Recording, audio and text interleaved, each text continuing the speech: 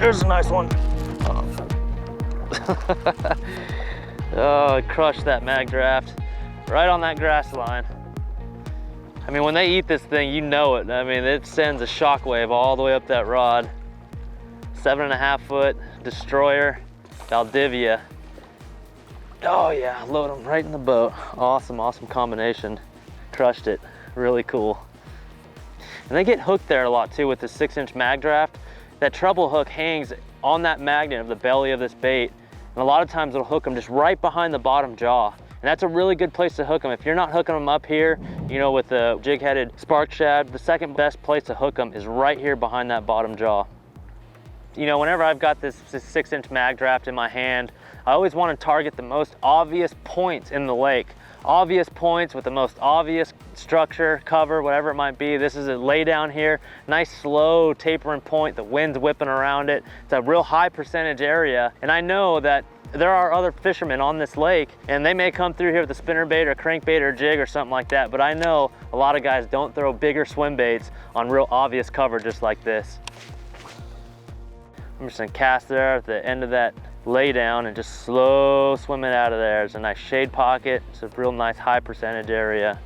The beautiful thing about a 6-inch Magdraft is its head movement. Not only does the tail move, but the head moves with it, and that's huge. I've been a swim bait guy for a long time. I've seen a lot of different swim baits, but there's two important factors when swim bait fishing or selecting a swim bait. One is balance and two is detail. Those two things, if you've got a swim bait that's got balance to where when you kill it, it stays upright, belly down, back up, and detail. If a fish, there's one, smoked it. Yep.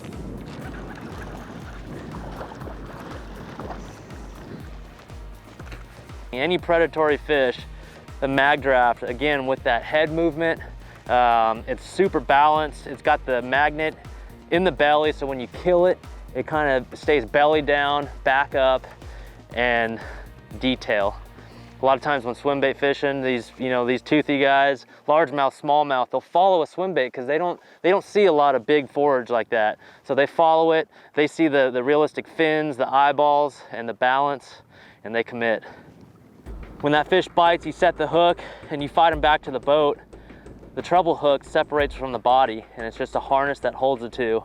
That way the fish could jump and roll and twist and that treble hook stays buried and it can rotate. It's got a swivel in between, it rotates, it can spin all the way around and that treble hook stays pegged the whole time. 15, 20, 25 fish on one bait, no problem. So what I do is after I catch a fish, I just grab that treble hook, put it right back in there. And why is it called a Magdraft? Because it's got a magnet in the belly and it helps hold that hook straight to the belly.